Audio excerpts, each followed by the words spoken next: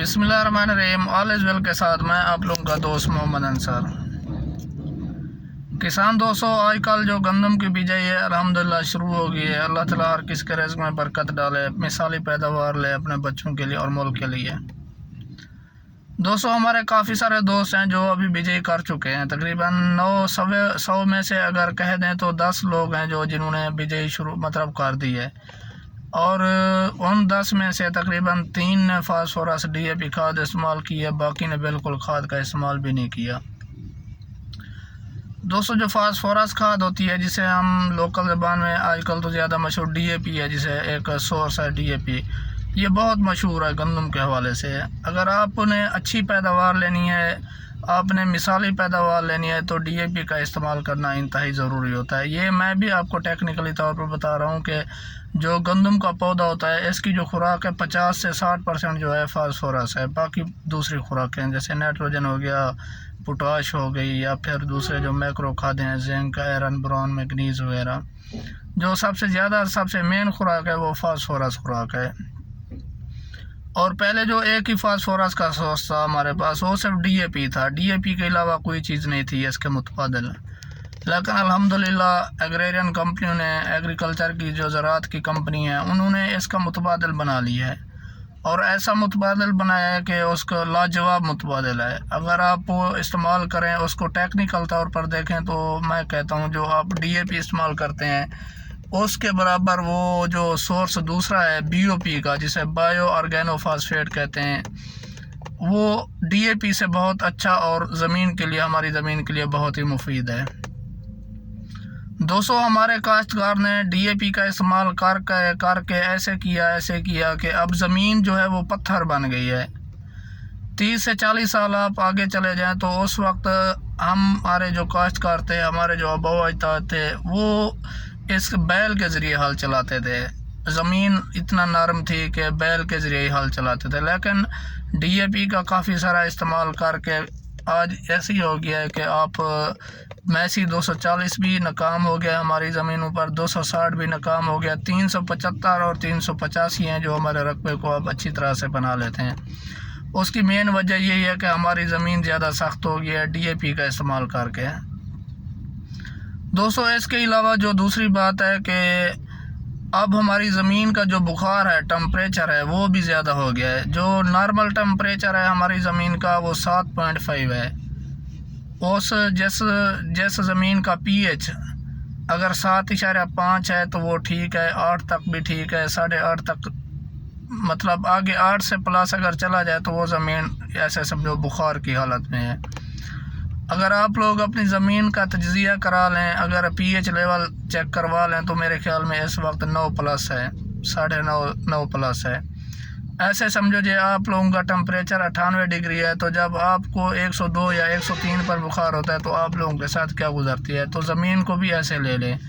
अब जो ज़मीन का बुखार है वो ऐसा समझो कि 103 पे है, 102 पे है। आप लोगों को मिसाल दे देता हूँ, आप लोग क्या बुखार, जब आप लोगों का टेम्परेचर 102 पे हो या 103 पर, आप कोई चीज़ खा सकते हैं, या आपका मैदा उस चीज़ को एक्सेप्ट कर सकता है, या वो हाजमा कर सकता है? कभी भी नहीं कर सकता।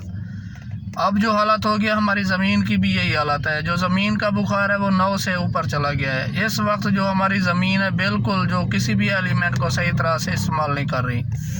दोस्तों, जो BOP खादें हैं, बायो ऑर्गेनोफॉस्फेट जो खादें हैं, ये जो ज़मीन का pH होता है, बुखार होता है, उसको भी कम करती हैं, ज़मीन को ठंडा करती हैं, ज़मीन को नरम करती हैं। इनका काफ़ी सारा फ़ायदा होता है। वैसे जो मिकदार फास्फोरस की पौधे को ज़रूरत होती है वो मिकदार इस खाद में पाई जाती है। इस खाद का मैं आपको फार्मूला बता दूं, ये कैसे फार्मूले पर बनाई गई है। दोस्तों, जो BOP खाद है, बायो ऑर्गेनोफॉस्फेट है, उसमें 20% है फास्फोरस, जो पौधे के लिए होती है और इंतहाई ज़रूरी खाद है, और पौधे को इतनी ही ज़रूरत होती है। इसके बाद जो 15% ऑर्गेनिक मैटर है, जो हमारी कंपनी सैबान ग्रुप है, उन्होंने प्रोलॉन्ग नाम पे खाद बनाई हुई है। प्रोलॉन्ग BOP प्रोलॉन्ग नाम पे है। उसमें 20% फास्फोरस है, 15% ऑर्गेनिक मैटर है। ऑर्गेनिक मैटर मिसाल के तौर पर जिसे हम अहल कहते हैं, ये आम अहल नहीं है, सादा जो हम इकट्ठा कर रखते हैं वो अहल और है। ये जो इसके अंदर है ये एक ख़ास अहल है। इसको एक प्रोसेस के ज़रिए गुजारा गया है। इसमें सिर्फ आहल नहीं है, इसमें शुगर मिलों के जो एक्स्ट्रा मटेरियल हैं तेज़ाबियत वाले वो मिक्स किए गए हैं, जो ज़मीन के लिए इंतहाई ज़रूरी हैं और ज़मीन को नरम करने में उनका बहुत ज़्यादा किरदार होता है। इसके अलावा जो मेन पॉइंट है दोस्तों, इसमें खरबों की तादाद में बैक्टीरिया होते हैं, ज़िंदा बैक्टीरिया।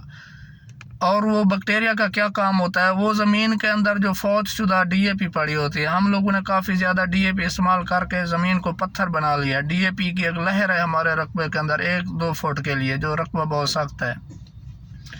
ये जो बैक्टीरिया होते हैं दोस्तों, वो उस DAP को मतलब खाते हैं, फिर अपने जो उनका एक्स्ट्रा मटेरियल निकलता है उससे जो फौज शुदा DAP होती है वो फिर काबिल इस्तेमाल बनाते हैं पौधे के लिए। दोस्तों इसका तरीका ये है, जो BOP खाद है, बायो ऑर्गेनोफॉस्फेट खाद है, हमारी कंपनी का नाम की प्रोलॉन्ग के नाम पे बनी हुई है।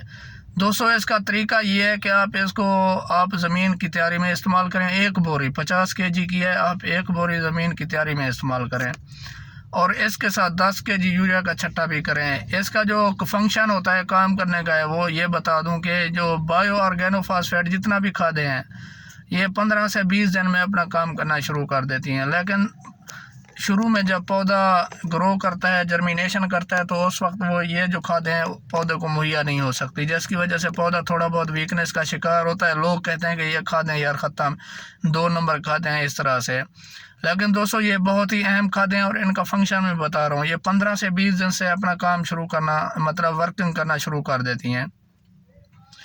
और ये आखिर तक इसका एक और फ़ायदा बता दूं, जहाँ पर आप लोग DAP का इस्तेमाल करते हैं वहाँ पर जो गंदम का नाड़ होता है, आखिर में जब कटाई करते हैं तो नाड़ जो होता है बिल्कुल सूखा हुआ होता है। वो ये होता है कि आखिर में जो गंदम को फास्फोरस की ज़रूरत होती है दाना बनाने में, उस वक्त वो फास्फोरस बिल्कुल फौशुदा हालत में होती है और पौधे में होती है नाकाबिल मतलब ना होने के बराबर होती है। जो BOP खाते हैं इनमें जो बैक्टीरिया का जो काम होता है, ये फास्फोरस को आखिरी सतह तक ज़िंदा रखते हैं और काबिल इस्तेमाल बनाते हैं पौधे के लिए। उसकी मिसाल ऐसे है, एक प्लाट में आप DAP का इस्तेमाल करें, दूसरे में आप BOP का करें। जो BOP खाद है इसका जो नाड़ होगा बिल्कुल मतलब वो होगा ग्रीन होगा, ज़िंदा होगा, फौशुदा हालत में नहीं होगा। जिसमें आप लोगों ने DAP इस्तेमाल किया वहाँ पे जो नाड़ होगा वो बिल्कुल फौशुदा होगा, जो तना होगा कमज़ोर होगा और दाने उसमें पतले होंगे। इसका फ़ायदा ये है, बायो ऑर्गेनोफॉस्फेट का फ़ायदा ये है जिसे हम BOP खाद कहते हैं।